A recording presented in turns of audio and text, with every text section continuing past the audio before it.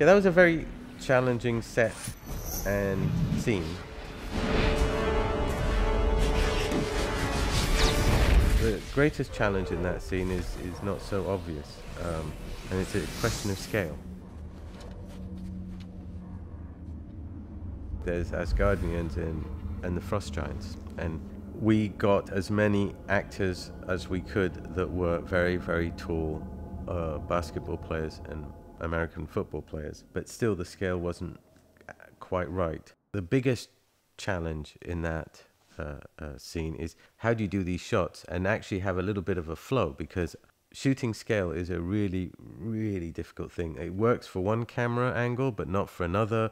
Camera can't move, etc. So firstly, kind of designing the set, it had a kind of iridescent quality. There was a lot of fiberglass, clear fiberglass structures that were meant to look like ice, etc. They needed a certain amount of light to them. It was a gigantic space. I mean, absolute gigantic space. And I wanted to have soft light as opposed to hard light.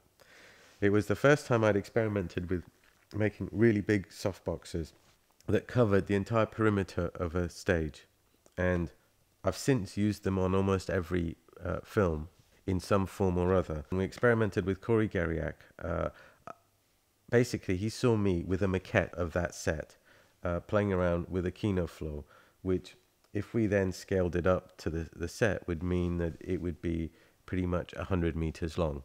We started using 12 lights and bunching them together, and trying to figure a configuration that was pretty much 12 foot by 4 foot with a kind of frame around it that you could gel and turn into a giant softbox, and that then we'd string these up row after row after row after row.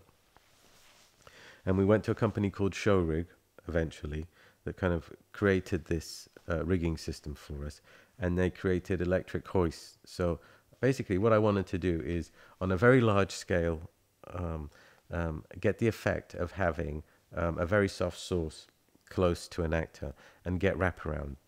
I would say the key thing behind that Jotunheim scene, which is a recurring theme for me, is how to make flexible, maneuverable, dimmable, giant softboxes that allow me to play around very quickly and very effectively with different forms of lighting from a distance for a large scale set. The camera challenges then were how to work with the stunt team to get a sense of scale, and the VFX team, of course, because some things were real actors in blue suits, and what I mean like they literally had the texture of the giants, etc. That was all prosthetics.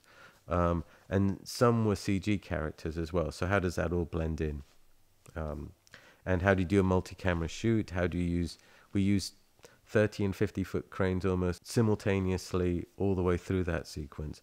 And it was the first scene we shot because it was the most difficult. So we thought we'd go through that first. We've had the most amount of time to prepare for it. I found, and this is always a director's call, but it's always been from really clever directors. Roger Michel chose to shoot the balloon sequence first. Again, let's get the difficult thing out the way on Enduring Love.